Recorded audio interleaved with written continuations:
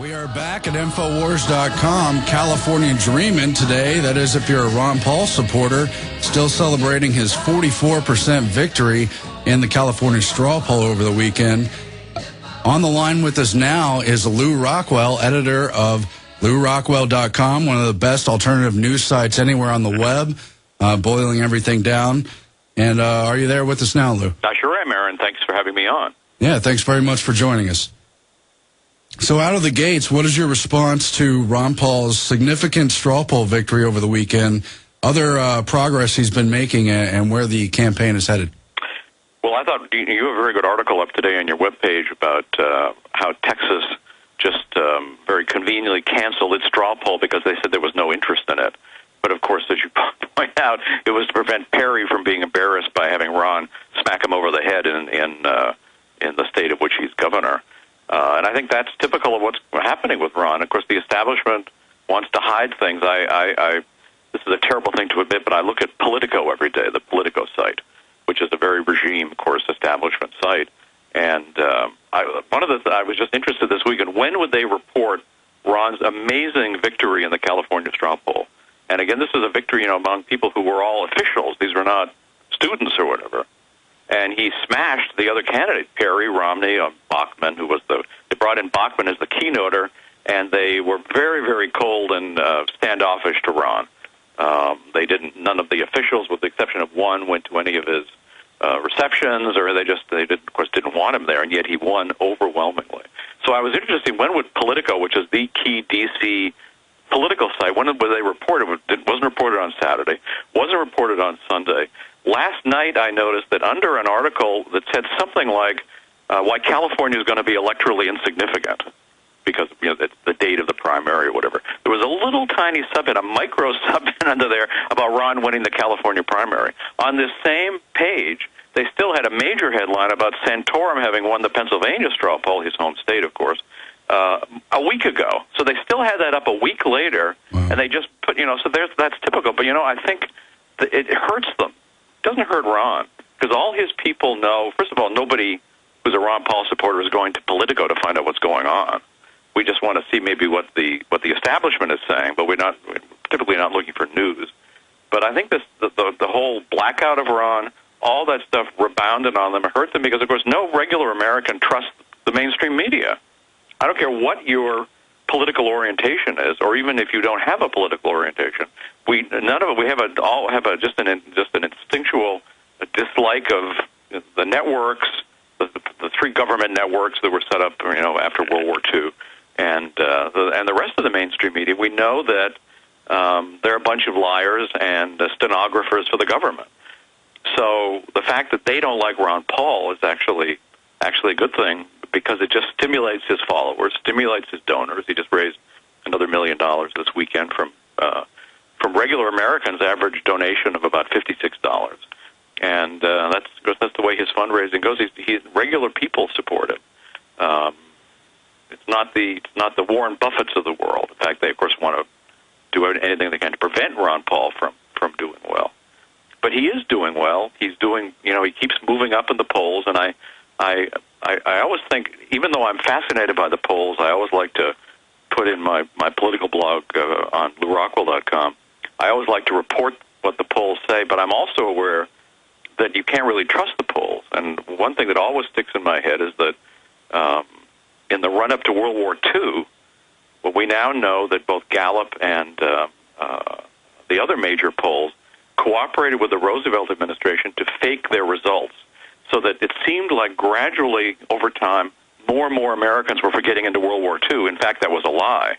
Virtually nobody was forgetting into World War II until, of course, Roosevelt's event at Pearl Harbor happened.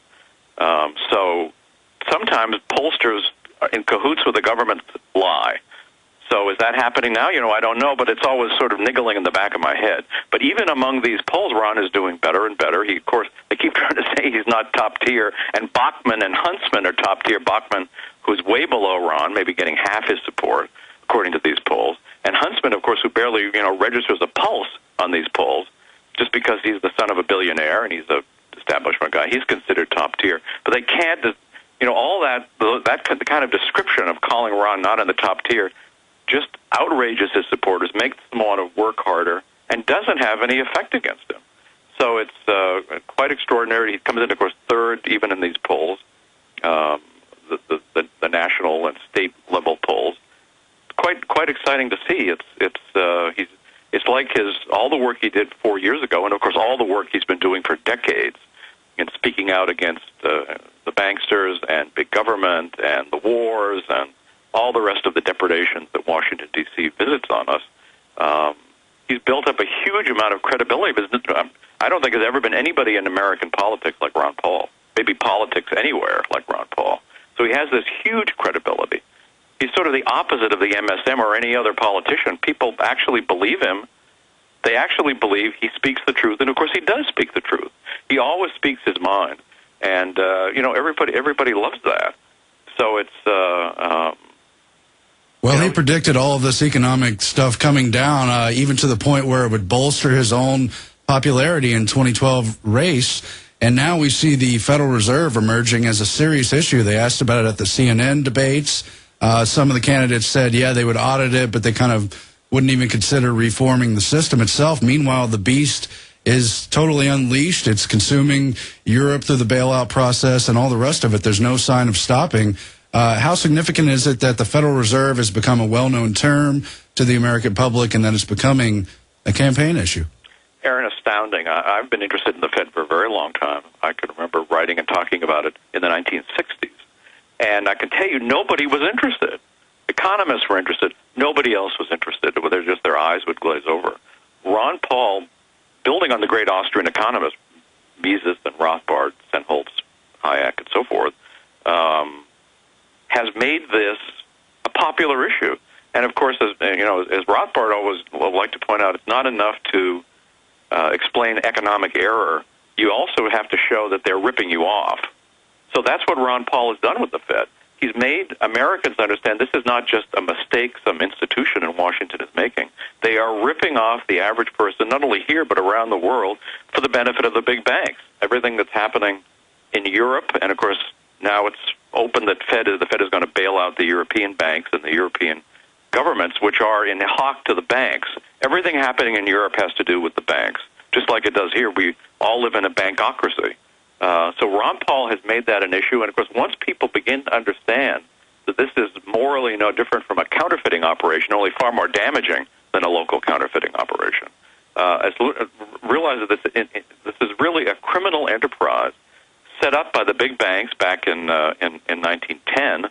The Rockefellers, the Morgans, and so forth. They wrote the Federal Reserve Act, and it was passed under the evil Woodrow Wilson, and has caused endless trouble. When Ron Paul first decided to become a public figure and to give up his very successful medical practice, it was Nixon's closing of the gold window, which was the cutting of the final tie between the dollar and gold.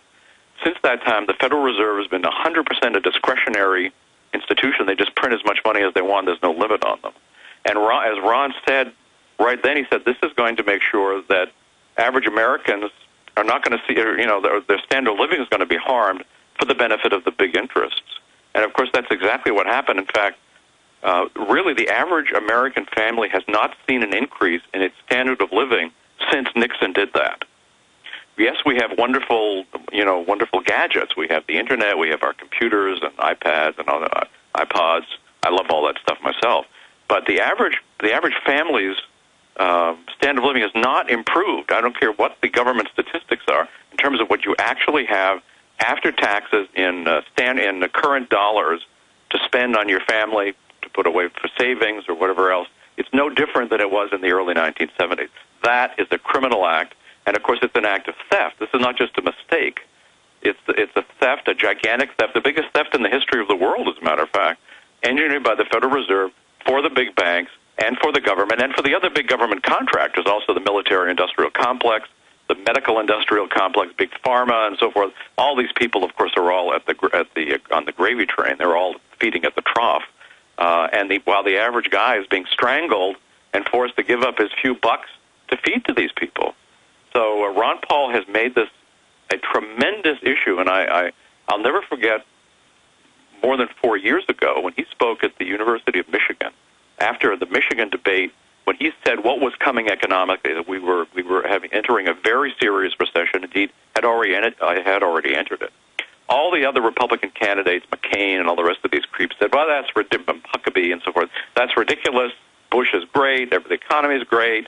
How dare you, take a Democratic line," which was their line, and criticize our wonderful president and his management of the economy.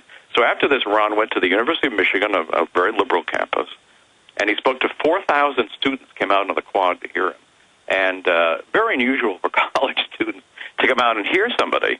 4,000 kids, and as he's speaking to them, and they're cheering him about foreign policy and everything, but when he started talking about money and the central bank, these kids started chanting, "End the Fed, end the Fed, end the Fed." And that's where Ron got that slogan, came from the students. And some of them started holding up dollar bills that they had lit on fire as if to give a message to Bernanke. And it was a great, it was a tremendous moment, I believe a moment that will be looked back upon by future historians as a real turning point in this country. Yeah, it's amazing. And then we have Rick Perry writing a book, also picking up on the Fed slogan, "Fed up" rather than "end the Fed," and other things. It's really strange to see how they try to co-opt Ron, even as he has complete success with the people. But the other thing is, I caught most of his speech from the California straw poll, and he's not only talking about money and ending the Federal Reserve, but tying it all into a natural rights issue, along with police shutting down lemonade stands, along with police not allowing people to sell raw eggs or raw milk and so forth. Where do you see things going on that front? Well, of course, Ron always talks about how freedom unites us, because maybe we don't agree with the next guy in every point, but we want freedom for the issues we care about. And so there are people who care about healthy food, and they care about being able to have raw milk and have access to something other than foods that are manufactured by the big companies in league with the federal government. And these sometimes people are not libertarians, although I think that they're increasingly becoming libertarians. But so Ron Paul attracts the support of everybody, whether they're quote left or quote right, because we all want freedom. And as he says, it unites us. So I think the food issue is extremely important. When that, when there was a recent, and of course you guys reported on this too, when there was a recent SWAT team attack on an Amish farmer for selling raw milk to willing buyers. That's something out of the Soviet Union and Nazi Germany. And in fact, of course, already we live in a fascist state in this country. We've had a fascist economy of at least a Mussolini sort, really ever since Franklin Roosevelt. Socialism was really never the danger here. Fascism has been the danger. And of course, we live under a fascist government of big corporations and big government ruling the rest of us and in cahoots ripping us off. Well, they built up a big government system and then rerouting the beneficiaries straight to Wall Street and the rest of the corporations. Well, of course, it was always that. I mean, Franklin Roosevelt, for example, started Social Security for the same reason that Bismarck started Social Security, to try to fool regular people into thinking that, the government was on their side. Meanwhile, they're picking their pockets and strangling their lives and their families and so forth. So it's always been a ripoff for the big guys. I mean, why would anybody think it's otherwise? I mean, are we really supposed to think that regular people have the influence that George Soros or Warren Buffett or the rest of these creeps have? I mean, it's like a naive view of democracy. In fact, I would argue that the great achievement of democracy from the standpoint of the regime is that it disguises, makes everybody so that Americans so naively, and I would argue stupidly, refer to the government as we. Should we invade Libya? Should we go to the moon? Should we, it's not we. The government is a separate entity. It's a parasite that lives off society. It's the most dangerous parasite in the world. After all, the U.S. government is the biggest, richest, most powerful government ever to exist by many magnitudes. And it's killed millions of people. It has no hesitation in shutting down a little girl's lemonade stand, feeling up people at the airports, which, by the way, they do to make us, to humiliate us and to make us feel that we have no control and we have to do whatever they say. That is the purpose of the feel-ups at the airport. It has nothing to do with quote-unquote security. And in fact, I tend to think the whole war on terror has its, as you guys do, has its chimerical aspect to it. But that's not. It's not because they're afraid of some swarthy Arab guy coming in.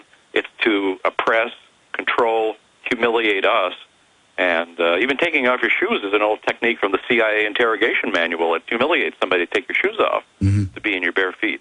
So that's why they do it. It's not because of, no other country in the world makes people take their shoes off. I mean,